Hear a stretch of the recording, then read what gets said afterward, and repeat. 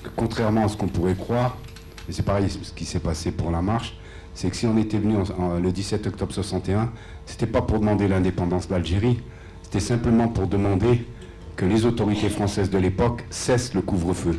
Parce que le couvre-feu, nous, on savait ce que c'était. C'est-à-dire qu'à 20h le soir, on n'avait plus le droit de sortir. On était emmené directement au commissariat de police, et bien souvent, on tombait sur des gens qui n'aimaient pas trop ce genre de manifestation. Et avec ce que j'avais vécu, les souvenirs que j'en avais, ce que j'avais vu de mes propres yeux, ça m'a traumatisé, il faut dire les choses comme elles sont, ça m'a traumatisé. Mon père était un syndicaliste, communiste, et son combat, bien sûr, ça a été par la suite son combat pour l'indépendance de l'Algérie.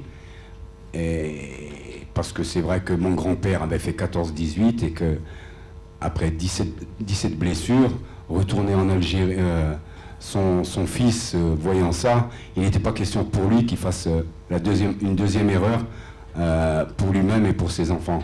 C'est-à-dire qu'on entendait pratiquement tous les jours, dans certains quartiers, tous les jours on entendait que, pas tous les jours des morts, mais tous les jours des bastons, des ratonnades, vraiment des choses vraiment qui étaient insupportables à entendre. Et bien sûr, il y a eu ces morts. Et ces morts, c'est pas 21, c'est 24. Mes deux filles, une de 32 ans et une de 20 ans, ont été au cinéma, ils ont été voir la marche.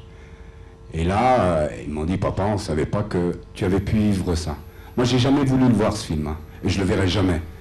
Jamais j'irai le voir, pour la simple et bonne raison qu'il me rappelle tellement de mauvais souvenirs, surtout notre arrivée à Dreux, que croyez-moi, quand on a vécu ces choses-là, on n'a pas envie de les revivre, surtout à travers le cinéma. Alors quand mes filles m'ont interpellé en me disant, mais c'était comme ça s'est passé comme ça. Moi je n'ai pas vu le film, mais d'après ce que j'en ai entendu, effectivement, c'était pas du cinéma. Nos parents qui travaillaient dans des usines à la chaîne, moi mon père il travaillait dans le charbon, dans les mines à Saint-Étienne, je me rappelle tout le temps il baissait la tête devant ses... Je me rappelle, j'ai un souvenir en tête comme ça, qui ramenait toujours une bouteille de Ricard pour le chef, parce que s'il ramenait pas la bouteille de Ricard, le chef pouvait le faire virer. Ça m'est resté aussi. Donc voilà, donc c'était humiliation sur humiliation. Et quand leur dignité était atteinte, nous les enfants, on le vivait très très mal. Mitterrand était venu aux Minguettes. Bien avant la marche, il est venu, et il a parlé, et il a dit des choses. Et ces choses-là, on ne les a pas oubliées.